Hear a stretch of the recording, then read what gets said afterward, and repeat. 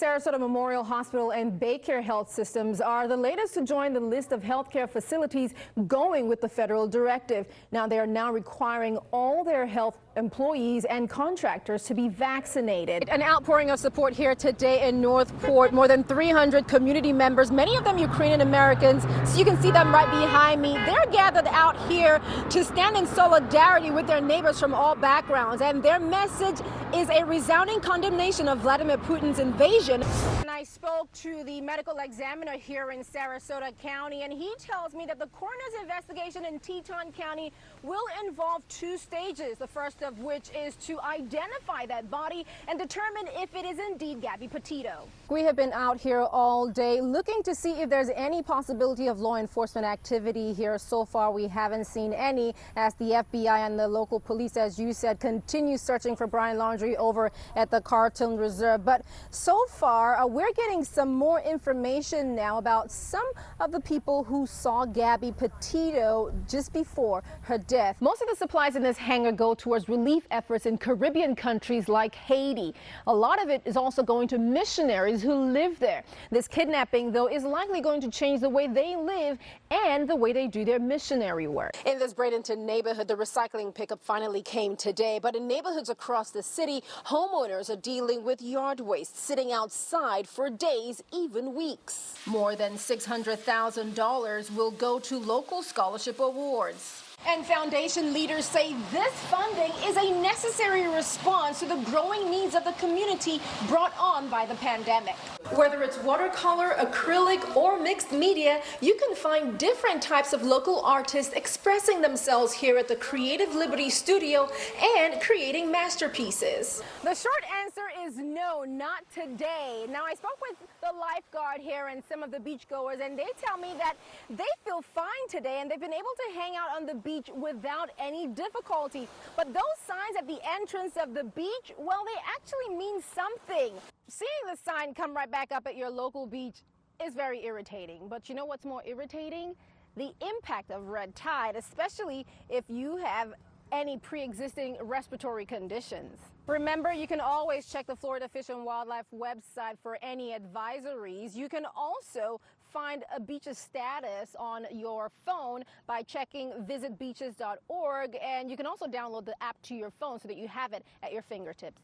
And that high demand is driving up the recent shortage, and technically, since there's only one Santa, he can't possibly be everywhere without the Christmas miracle. And the support and efforts in solidarity continue into the weekend. Tomorrow, the Ukrainian Cultural Center will be holding a fundraiser to benefit humanitarian efforts there and help some of the soldiers there as well. And that's scheduled for 5 p.m. to 7 p.m. Now, most hospitals and healthcare facilities in Florida haven't mandated vaccines until now. And that's because they've had a successful voluntary vaccination rate. However, health officials say unvaccinated employees still pose a big risk to vulnerable patients. Investigators are back at the reserve today. What are they still looking for?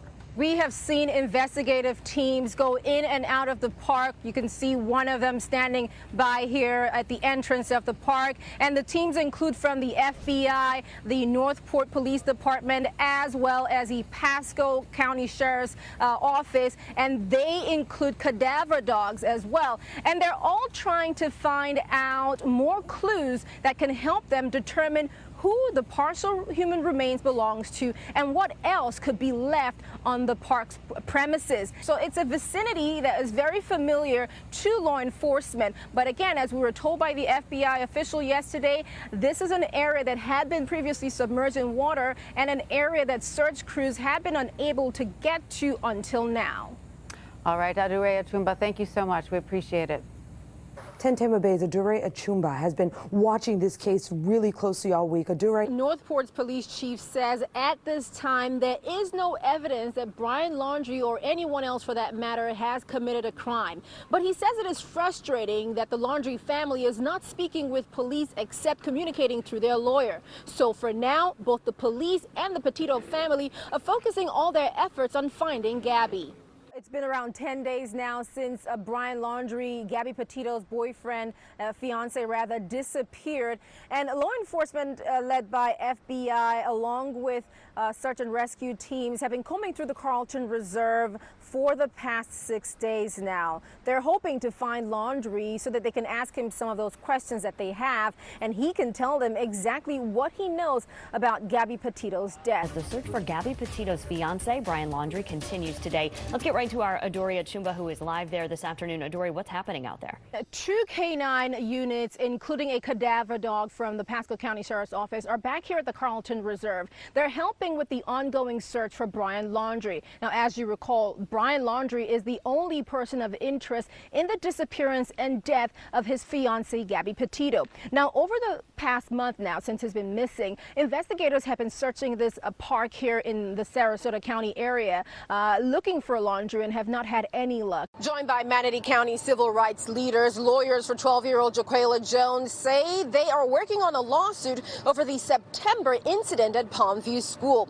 Now, the lawyers say action and conversation in a recently released body cam video proves a school resource officer was heavy-handed in handling the incident. I'm pissed, I'm mad because the way they treated my daughter, my 12-year-old daughter, and how they was talking about how they wanted to kick her out for the school. Like, I don't know what she did for them to target her like they did her. Mom Cecilia Jones calls into question not only the actions of that Manatee County SRO, but the principal and school staff as well.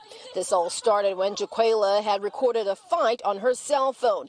The body cam video shows the SRO pushing the student to the ground and handcuffing her, even though she wasn't part of that fight. Yet for some unreasonable, asinine reason, instead of focusing more on the 2 kids who were fighting, the administration here and the educators as well as the police turned their actions and targeted the innocent bystander. The lawyers say several state and federal civil rights and child protection laws were broken, including a false claim by school staff that the 12-year-old special needs student would face felony charges for recording the video. No 12-year-old child should have to be targeted, bullied, have their rights violated, falsely imprisoned, nor falsely arrested. You have a grown man actually taunting a child, using profanity. In a statement released by the Manatee County Sheriff's Office, a sheriff's spokesperson said the deputy took great care trying not to hurt her as she was struggling, and that the student was not arrested because of violation of a school policy, but rather the battery she committed on the deputy and staff member. That was a hurting thing to see your daughter getting tortured like that by grown people. Sarasota County detectives say the incident happened in one of the shopping center parking lots right here on Stickney Point Road. The 21-year-old woman living with autism was inside a car waiting for her mom, who had gone into one of the stores. Detectives say that's when the mother came out 10 minutes later, only to find the suspect on top of her daughter. Wow, that's shocking. Yeah, that's shocking. Pizza shop owner John Diatria said he got a visit from a Sarasota sheriff's detective Wednesday. I learned the night before there was some kind of problem in the parking lot. He didn't tell me why, because he said it was under investigation, but he wanted to know if I saw anything. I didn't see anything. I didn't hear anything, and I was surprised. Detectives say 61-year-old Frank Sawcat sexually assaulted the nonverbal victim in the car. With the help of a witness, deputies say they found him intoxicated in a wooded area nearby. He now faces sexual assault and kidnapping charges. It's terrible and hard to believe. I've been working here since October, and I've never seen or had any problems. According to court records in Ohio and Florida, Sawcat has had many problems with the law. 29 prior charges and 4 convictions for crimes including sex offender violation, battery, and DUI. In 2019, he spent 3 years in prison in Sarasota for probation violations. He got out in November and registered as a transient living in Venice and then on Ashton Road in Sarasota. I'm just concerned for the citizens. This is a good area. I hope the girl's okay. I know it's very traumatic for her. The sheriff's office said Sawcatch's previous charges since 2010 happened outside the agency's jurisdiction, and he didn't commit many new crimes in Sarasota County. People on a mission to do some good in Haiti now worried for their own lives. They're trying to feed hungry. They're trying to share the gospel, the good news with folks. They're trying to equip people to have sustainability. The group of 17, including 5 children and 12 adults, was kidnapped Saturday by notorious gang 400 Mawozo. Alan Spear of Agape Flights works with mission groups flying supplies into Haiti. He is familiar with the gang's activities. What kind of danger are these missionaries in? They are in imminent danger. The gang, he says, targets anyone, especially foreigners. They're pretty ruthless in they're watching people that they think have some sort of substance or money. They often see supplies heading to remote parts of the country. Most of the supplies in this hangar go towards relief efforts in Caribbean countries like Haiti. A lot of it is also going to missionaries who live there. This kidnapping, though, is likely going to change the way they live and the way they do their missionary work. Certainly, it's very much on high alert status. Where they go, how they travel, who they trust. All of those things have to come into their thoughts because we want them to be safe. Spear is hoping for a positive outcome as negotiations for the missionaries' release continue. That's what we not only hope for, but pray for and want. And I have assurances that that's what is happening with both the government of Haiti and the government of the United States.